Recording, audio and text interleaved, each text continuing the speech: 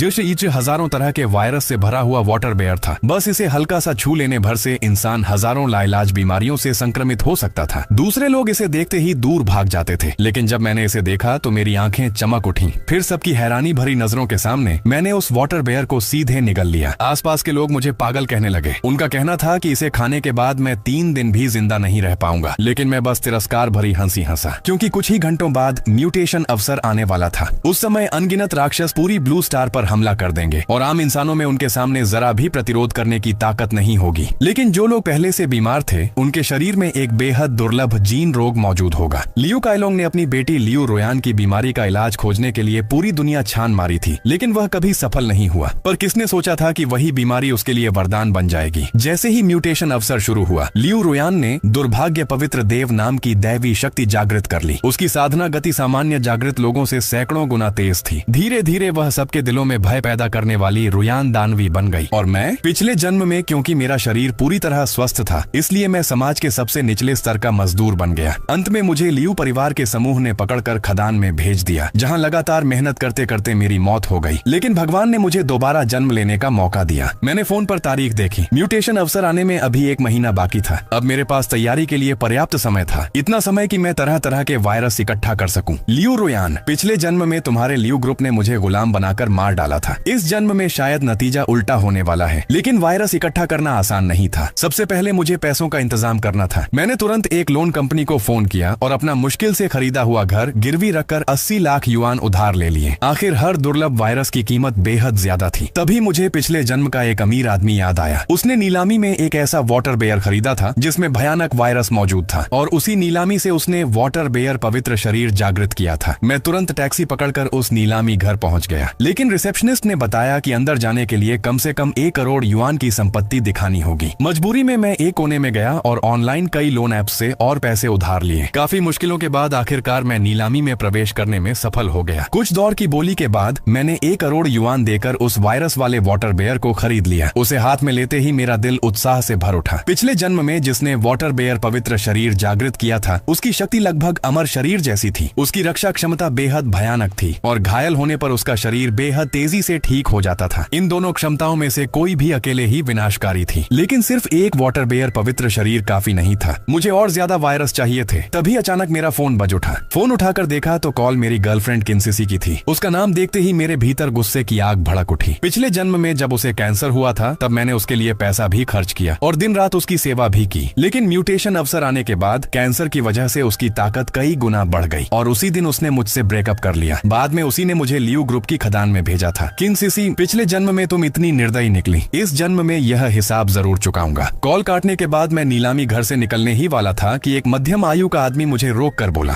उसने अपना नाम चांगशू बताया। वह उसी वाटर बेयर का विक्रेता था। उसने पूछा कि मैंने इतनी बड़ी रकम खर्च करके वह वाटर बेयर क्यों खरीदा। मैं हल्का सा मुस्कुराया और सतर्क होकर बोला, तुम्हें इससे क्या मतलब? चांगशू ने मुस्कुराते हुए कहा, घबराओ मत, मैं सहयोग की बात करने आया हूँ। मैं ब्रिटेन में स्थित एक जैविक अनुसंधान केंद्र में काम करता हूँ। मेरे पास कई दुर्लभ वायरस नमूनों तक पहुँच है। अगर तुम्हें चाहिए तो मैं दिला सकता हूँ। एक नमूने की कीमत 50 लाख। ये सुनते ही मैं अंदर से चौंक गया, सच में जैसे नींद में तकिया मिल गया हो। हालांकि वायरस की कीमत सच में बहुत ज्यादा थी। जब उसने देखा कि मैं चुप हूँ तो उसे लगा कि मुझे कीमत ज्यादा लग रही है। वह तुरंत बोला, 30 लाख में भी दे सकता हूँ। मैं समझ गया कि यह उसकी सबसे कम कीमत थी। मैंने पूछा, तुम्हारे पास कुल कितने वायरस हैं? लगभग 100 से ज्यादा। हर एक का एक नमूना चाहिए, दे पाओगे? कोई समस्या नहीं, मेरे पास रास्ता है, लेकिन पहले आधा पैसा एडवांस देना होगा। मैंने तुरंत हामी भर दी और हम दोनों ने वीचैट पर एक दूसरे को जोड़ लिया। लेकिन उसके जाने के बाद मैं फिर चिंता में पड़ गया। इतने सारे वायरस खरीदने के लिए मुझे कम से कम 30 करोड़ युआन चाहिए थे। इतनी बड़ी रकम सिर्फ लोन से जुटाना असंभव था। तभी मुझे पिछले जन्म की एक अफवाह याद आई। खदान में काम करते समय मैंने सुना था कि लियू ग्रुप बड़ी मात्रा में तियानशान स्नो लोटस खरीद कर नष्ट कर रहा था। क्या ऐसा हो सकता है कि यह स्नो लोटस लियू रोयान के लिए खतरा हो? दूसरे शब्दों में, म्यूटेशन अवसर आने से पहले यही स्नो लोटस उसकी जीन बीमारी का इलाज कर सकता था। अगर यह सच था तो मेरे 30 करोड़ युआन का इंतजाम हो सकता था। अगर मैं यह जानकारी लियू ग्रुप को बेच दूं तो पैसों की कोई कमी नहीं रहेगी। लियू रोयान, पिछले जन्म में तुम्हारे लियू ग्रुप ने मुझे गुलाम बनाकर मार डाला था। अगर इस जन्म में मैं सचमुच तुम्हें ठीक कर दूं और तुम्हारा सबसे बड़ा अवसर छीन लूं, तो क्या तुम्हें मुझे धन्यवाद नहीं कहना चाहिए? अगले दिन मैं लियू काइलोंग के ऑफिस पहुंचा। व्हील चेयर पर बैठी लियू रोयान को देखकर मैं कुछ पल के लिए ठहर गया। उसका बेहद सुंदर चेहरा और कमजोर शरीर पिछले जन्म की उस भयावह रोयान दानवी से बिल्कुल अलग था। पिछले जन्म में ईस्ट सी सिटी के ऊपर अचानक एक दिव्य चक्र प्रकट हुआ था। अनगिनत शक्तिशाली लोग उस अवसर को पाने दौड़ पड़े थे, लेकिन अंत में लियू रोयान ने अपनी दुर्भाग्य शक्ति के बल पर सबको कुचल दिया था। पवित्र शरीर, अनगिनत शक्तिशाली लोगों के बीच उसने खून की राह बनाते हुए उस दिव्य खजाने को हासिल कर लिया था, और उस खजाने को पाने के बाद उसने निर्दयता से पूरे ईस्ट सी सिटी के सभी जीवों का कत्ल कर दिया था। उनके हृदय के रक्त से उस खजाने को पोषित किया गया। यही कारण था कि उसे दानवी की उपाधि मिली। अब अगर मैं इस औरत को ठीक कर दूं तो इसे जनता की भलाई ही माना जाएगा। जो कायलोंग ने मुझे ऊपर से नीचे तक गौर से देखा, वह पहले ही मेरी पूरी जानकारी निकलवा चुका था। मैं बस एक साधारण इंसान था जिसका कोई बैकग्राउंड नहीं था। अगर यह बीमारी लियू रोयान को अभी अभी हुई होती तो वह किसी भी हालत में मुझे इलाज करने नहीं देता, लेकिन अब उसके पास कोई और रास्ता नहीं बचा था। वह सिर्फ मरे हुए घोड़े को जिंदा समझकर आखिरी कोशिश करना चाहता था। ठीक है, इसे आखिरी उम्मीद मान लेते हैं। बताओ, तुम मेरी बेटी का इलाज कैसे करोगे? मिस्टर लियू, अगर मेरा तरीका आपकी बेटी की बीमारी पर असर करता है तो 1 करोड़ युआन का इनाम मुझे मिलेगा ना? बिल्कुल, मेरे पास पैसों की कमी नहीं है। मुझे सिर्फ यह डर है कि तुम उन्हें लेने के लायक हो भी या नहीं। आपकी बेटी की बीमारी तियानशान स्नो लोटस से ठीक हो सकती है। Tianshan snow lotus? फिर बस सिर्फ तियानशान स्नो लोटस। हालांकि लियू कायलोंग को थोड़ा शक हुआ, लेकिन फिर भी उसने अपनी सचिव को दवा तैयार करने का आदेश दे दिया। दवा बनते समय मैंने सामने बैठी इस रुयान दानवी को ध्यान से देखा। सच में किसने सोचा होगा कि पिछले जन्म की वह भयावह दानवी जागृति से पहले इतनी शांत और कोमल थी। जब लियू कायलोंग ने देखा कि मैं उसकी बेटी को इतनी बेझिझक घूर रहा हूँ तो उसके मन में तुरंत गुस्सा भर गया। अगर यह तियानशान स्नो लोटस काम नहीं आया तो देखना मैं तुम्हारा क्या हाल करता हूँ। तभी सचिव दवा लेकर अंदर आई। लियू रोयान ने जैसे ही दवा पी, उसका दायां हाथ जो काफी समय से पूरी तरह सुन्न था, हल्का सा हिलने लगा। यह दृश्य देखते ही लियू कायलोंग की आंखें फैल गईं। कमाल है, यह सच में काम कर गया। मैं हल्का सा मुस्कुराया। मिस्टर लियू, अब जबकि मेरा इलाज असरदार साबित हुआ है तो वह 1 करोड़ युआन, चिंता मत करो। मैं लियू कायलोंग अपने वादे से कभी पीछे नहीं हटता। जाओ, मिस्टर जो के खाते में 1 करोड़ ट्रांसफर कर दो। जी चेयरमैन। पास बैठी लियू रोयान ने भी मुझे दिल से धन्यवाद दिया, लेकिन अंदर ही अंदर मैं ठंडी हंसी हंस रहा था। जब म्यूटेशन अवसर आएगा तब शायद तुम लोग मुझे मार डालना चाहोगे। तभी मेरे फोन पर 1 करोड़ युआन आने का मैसेज आया। बैलेंस देखकर मेरा दिल जोरों से धड़क उठा। मैंने तुरंत कहा कि मुझे कुछ जरूरी काम है और वहां से निकल गया। 1 घंटे बाद एक लग्जरी होटल के अंदर मैंने चांगशू के सामने 1 करोड़ युआन एडवांस रख दिया। फिर उसका वर्क आईडी ध्यान से जांचा। यह पक्का करने के बाद कि वह सच में रिसर्च लैब का कर्मचारी है, मैंने कहा तुम्हारे पास 2 दिन है, उसके बाद यही माल और पैसा दोनों की डील होगी। और याद रखना, सभी 100 वायरस एक ही टेस्ट ट्यूब में डालना। आखिर वायरस कोई मजाक नहीं थे। अगर मैंने उन्हें निगल लिया और म्यूटेशन अवसर आने से पहले ही मर गया तो सारा खेल खत्म हो जाता। मेरी बात सुनकर चांगशू थोड़ा हैरान हुआ, लेकिन उसने तुरंत हामी भर दी। उसके लिए बस पैसा मायने रखता था। ग्राहक उन वायरस का क्या करेगा, इससे उसे कोई मतलब नहीं था। उससे विदा लेने के बाद मेरा दिल उत्साह से भर गया। इन वायरसों के साथ म्यूटेशन अवसर आने के बाद मैं कम से कम एक शक्तिशाली योद्धा जरूर बन जाऊंगा। लेकिन फिर भी मैं संतुष्ट नहीं था। पिछले जन्म में लियू रोयान जैसे कई भयानक ताकतवर लोग मौजूद थे। सिर्फ 100 वायरसों के सहारे दुनिया पर राज करना संभव नहीं था। अगर मैं दोबारा जन्मा हूँ तो या तो कुछ करूंगा ही नहीं, और अगर करूंगा तो सबसे शक्तिशाली बनूंगा, वरना इस दूसरे मौके का क्या फायदा। कुछ देर सोचने के बाद मैंने फैसला किया कि मुझे थोड़ा परमाणु दूषित पानी भी जुटाना चाहिए। वह चीज बेहद जहरीली थी, शायद उससे कोई अद्भुत प्रभाव पैदा हो जाए। जल्दी ही 2 दिन बीत गए। इन दिनों मैंने न सिर्फ कुछ औद्योगिक जहरीला पानी इकट्ठा किया, बल्कि भारी रकम खर्च करके ऑनलाइन परमाणु दूषित पानी की एक बोतल भी खरीद ली। अब बस उन 100 वायरसों का इंतजार था। तभी चांगशू का फोन आ गया। 2 घंटे बाद वह तय होटल में पहुंच गया। उसने सावधानी से अपनी जैकेट से एक डिब्बा निकाला। तुम्हारी मांग के अनुसार मैंने हमारी रिसर्च लैब के सभी 105 म्यूटेटेड वायरस इसमें डाल दिए हैं, और यह यूएसबी ड्राइव, इसमें उन 105 वायरसों की पूरी जानकारी है। यह इकलौती कॉपी है, संभाल कर रखना। अगर खो गई तो मैं दोबारा नहीं ला पाऊंगा। मैंने उस यूएसबी की तरफ देखा तक नहीं। मेरी नजरें सिर्फ उस टेस्ट ट्यूब पर टिकी थीं। उसमें हल्का नीला तरल भरा हुआ था। ऊपर से देखने पर वह बिल्कुल साधारण लग रहा था, लेकिन असल में उसकी एक बूंद भी इंसान की जिंदगी बदल सकती थी। जब चांगशू ने देखा कि मैं काफी देर से टेस्ट ट्यूब को घूर रहा हूँ तो वह खांसते हुए बोला, पहले ही बता देता हूँ, तुम्ही ने कहा था कि सारे वायरस एक साथ मिलाने हैं। घर ले जाने के बाद उनके मूल गुण वैसे ही रहेंगे या नहीं, इसकी मैं कोई गारंटी नहीं देता। मैंने उसकी शिकायतों पर ध्यान नहीं दिया। मैंने सावधानी से डिब्बा बंद किया और बस इतना कहा, डील पूरी हुई। फिर मैं जल्दी से वहां से निकल गया। मेरे जाने के बाद चांगशू ने देखा कि यूएसबी ड्राइव अभी भी मेज पर पड़ी है। हालांकि उसे थोड़ा अजीब लगा, लेकिन चूंकि उसे पैसे मिल चुके थे इसलिए उसने ज्यादा दखल देना जरूरी नहीं समझा। वह भी पैसे लेकर होटल से चला गया। इस तरह कुछ दिन शांति से बीत गए। मैंने बचे हुए करोड़ों युआन अलग अलग आलीशान जगहों पर खुलकर खर्च किए। बेशक सबसे जरूरी चीज, वायरस भी मैंने काफी मात्रा में जमा कर लिए थे। मेरा पूरा स्टोरेज अब तरह तरह के वायरसों से भर चुका था। इसी दौरान मैं सोच रहा था कि क्या मुझे जहरीले सांप और बिच्छू जैसे घातक जीव भी इकट्ठा करने चाहिए। तभी अचानक टीवी पर एक ब्रेकिंग न्यूज आई। एक जरूरी समाचार। 10 मिनट पहले ब्रिटेन का प्रसिद्ध टोंगमैन ब्रिज अचानक ढह गया। मरने वालों की संख्या अभी स्पष्ट नहीं है। हालांकि वीडियो धुंधला था, लेकिन साफ दिखाई दे रहा था कि वह ब्रिटेन का मशहूर टोंगमैन ब्रिज था। लेकिन अब वह बीच से पूरी तरह टूट चुका था। ऐसा लग रहा था जैसे किसी ने उसे विशाल तलवार से 2 हिस्सों में काट दिया हो। यह दृश्य देखते ही मेरी सांस रुक गई। म्यूटेशन युग वह फिर आ गया। हजारों मीटर लंबा टोंगमैन ब्रिज अब ऐसे टूटा पड़ा था मानो किसी तेज धार वाले हथियार ने उसे बीच से चीर दिया हो। यह देखकर मुझे तुरंत समझ आ गया, यह म्यूटेशन युग के आगमन का संकेत था। पिछले जन्म में भी टोंगमैन ब्रिज वास्तव में किसी साधारण दुर्घटना से नहीं टूटा था, बल्कि उसे एक भयानक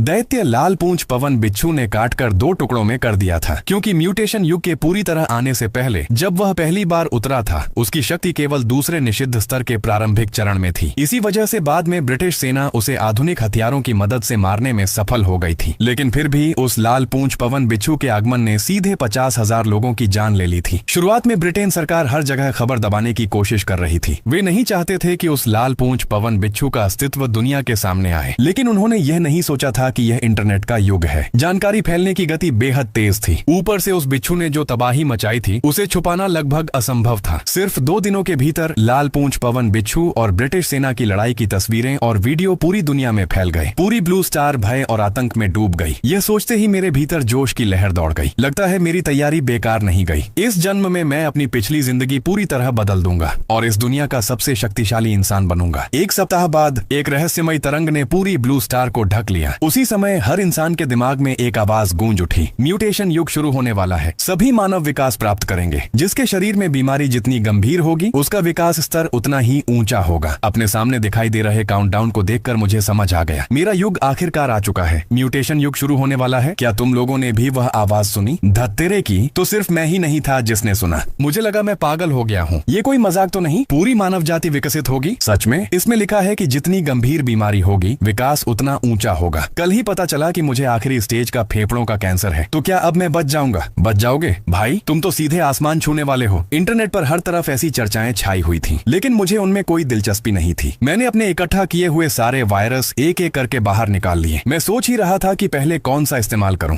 तभी मेरा फोन बज उठा। हेलो जोलो, तुमने सुना ना, म्यूटेशन युग शुरू होने वाला है। भगवान ने आखिर मेरी सुन ली। लगता है मेरी किस्मत में मरना लिखा ही नहीं था। सही कह रही हूँ ना? यह किन सिसी थी? जोलो, अगर उस समय तुम अपना किडनी मुझे देने के लिए तैयार हो जाते तो शायद मुझे यह अवसर कभी नहीं मिलता। सीसी, क्या हम एक बार मिल सकते हैं? हा। जोलो, अब पछता रहे हो? ठीक है, मैं तुम्हें एक मौका देती हूँ। जिस दिन म्यूटेशन युग शुरू होगा, तुम मेरे घर आना। मैं देखूंगी कि तुम्हारी माफी कितनी सच्ची है। फिर सोचूंगी कि तुम्हें माफ करना है या नहीं। कॉल कटने के बाद मैं ठंडी हंसी हंस पड़ा। किन सिसी, जल्द ही तुम्हें पता चल जाएगा कि असली ताकतवर कौन है। जहाँ किन सिसी खुशी से पागल हो रही थी, वहीं दूसरी तरफ लियू रुयान गुस्से से तिलमिला उठी थी। धत्तेरे की, यह म्यूटेशन युग अभी क्यों आ गया? मेरी बीमारी तो सिर्फ 40% ही ठीक हुई है। इसका मतलब मेरी ताकत बहुत कम हो जाएगी। सब उस जोलो की गलती है। मैं उसे जरूर मार डालूंगी। लियू काइलोंग ने तुरंत उसे शांत किया। बेटी चिंता मत करो, वह जोलो सिर्फ एक साधारण स्वस्थ इंसान है। म्यूटेशन युग आने के बाद उसे खत्म करने के हमारे पास बहुत तरीके होंगे। दूसरी तरफ मैं मेज पर रखे वायरसों को देखकर कुछ देर के लिए खो गया। 1 महीने के दौरान ये वायरस पहले से कहीं ज्यादा भयानक रूप से म्यूटेट हो चुके थे। पहले टेस्ट ट्यूब में जो नीला तरल था, अब वह पूरी तरह काला हो चुका था और उस काले तरल के भीतर कुछ अजीब चीज लगातार हिलती हुई दिखाई दे रही थी। बेशक इन 100 म्यूटेटेड वायरसों के अलावा मैंने दर्जनों और जहरीली चीजें भी जमा की थी, लेकिन उन्हें पहले एक साथ मिलाना जरूरी था। अगर मैं उन्हें अलग अलग खाता तो शायद 2.5 मिनट भी जिंदा नहीं बचता। समय तेजी से बीतता गया। जल्द ही म्यूटेशन युग का काउंटडाउन आखिरी 1 मिनट पर पहुंच गया। अचानक मेरे पूरे शरीर में जलन फैल गई। वह दर्द इतना भयानक था कि मैं लगभग बेहोश होने वाला था। लेकिन मैं जानता था यह सबसे महत्वपूर्ण पल था। अगर मैं अभी बेहोश हो जाता तो मेरी सारी मेहनत बेकार हो जाती। मैंने दांत भींचकर दर्द सहा, फिर उस बोतल को उठाया जिसमें वायरस, जहरीला पानी और बाकी सभी विषैले पदार्थ मिले हुए थे और एक ही सांस में पूरी बोतल पी गया। अगले ही पल एक ऐसा दर्द मेरे पूरे शरीर में फैल गया जिसे शब्दों में बयान करना असंभव था। मेरा चेहरा तुरंत बैंगनी पड़ गया। मेरी त्वचा पर अनगिनत रक्त रेखाएं उभर आईं। मैं किसी नरक से निकले दानव जैसा दिखने लगा। इस तरह 1 मिनट तक भयानक पीड़ा सहने के बाद म्यूटेशन युग आखिरकार शुरू हो गया। काउंटडाउन खत्म होते ही नीली ऊर्जा की एक लहर पूरी ब्लू स्टार पर फैल गई। जिन लोगों को पहले बीमारियां थीं, वे उसी क्षण पूरी तरह ठीक हो गए। साथ ही उन्हें अलग अलग स्तर की शक्तियां भी प्राप्त हुईं। जिन लोगों को त्वचा रोग था, उनकी त्वचा अब गोलियों और आग तक से प्रभावित नहीं हो रही थी। जिनके पैर जन्म से विकलांग थे, वे अब ऊंची ऊंची इमारतों के बीच हवा की तरह दौड़ रहे थे। और मैं आखिरकार उस असहनीय दर्द से मुक्त हो चुका था। तभी सुनहरी ऊर्जा ने मेरे पूरे शरीर को घेर लिया। मेरी आंखों के सामने अनगिनत वायरसों के नाम चमकने लगे। हर वायरस मुझे एक अलग शक्तिशाली प्रतिभा दे रहा था। जब मैं इन शक्तियों को देखकर स्तब्ध था, तभी सिस्टम की आवाज फिर गूंजी, जांच पूरी। होस्ट के शरीर में 138 प्रकार की नकारात्मक अवस्थाएं पाई गईं। 100 रोगों से ग्रस्त उपलब्धि सक्रिय। बधाई हो, आपको अद्वितीय प्रतिभा 9 अधोलोक अराजक शरीर प्राप्त हुआ है। ये सुनते ही मैं तुरंत ध्यान लगाकर साधना करने बैठ गया। कुछ ही पलों में मैं शुरुआती प्रथम स्तर से सीधे छठे स्तर तक पहुंच गया। अपने भीतर की उस भयानक शक्ति को महसूस करके मेरा दिल कांप उठा। फिर मैं छत पर गया और सामने फैले चमकते शहर को देखते हुए धीरे से बोला, इस जन्म में मैं अब किसी का शिकार बनने वाली भेड़ नहीं हूँ। पिछले जन्म में किन सीसी जब पहली बार जागृत हुई थी, तब उसकी शक्ति सिर्फ तीसरे स्तर तक थी, लेकिन अब मेरी छठे स्तर की ताकत के सामने शायद पूरी ब्लू स्टार पर कोई टिक नहीं सकता था। तभी अचानक जमीन जोर से कांपी। दूर कहीं विस्फोट की आवाज गूंज उठी। यह दृश्य देखते ही मुझे पिछले जन्म की वही घटना याद आ गई। जियांगनान शहर के ऊपर एक रजत कवच रहस्यमयी ड्रैगन शार्क प्रकट हुई थी। वह आ गया, रजत कवच रहस्यमयी ड्रैगन शार्क। मुझे याद था पिछले जन्म में उसके मारे जाने के बाद उसका ड्रैगन शरीर एक चांदी के भाले में बदल गया था। उस भाले की शक्ति बेहद डरावनी थी और संयोग से मेरे हाथ में भी मुझे बस एक हथियार की कमी थी और तुम ही मेरे लिए सबसे सही हो। दूसरी तरफ इस समय रजत कवच रहस्यमयी ड्रैगन शार्क के नीचे बड़ी संख्या में पुलिस बल इकट्ठा हो चुका था, लेकिन उनके आधुनिक हथियार उस ड्रैगन शार्क के सामने ऐसे थे जैसे किसी हाथी को सुई चुभाना। न सिर्फ वे उसे चोट पहुंचा पाए, बल्कि उन्होंने उसे पूरी तरह क्रोधित कर दिया। जब सभी लोग समझ नहीं पा रहे थे कि अब क्या करें, तभी उनमें से एक व्यक्ति ने आसमान की ओर इशारा करते हुए चिल्लाया, जल्दी देखो।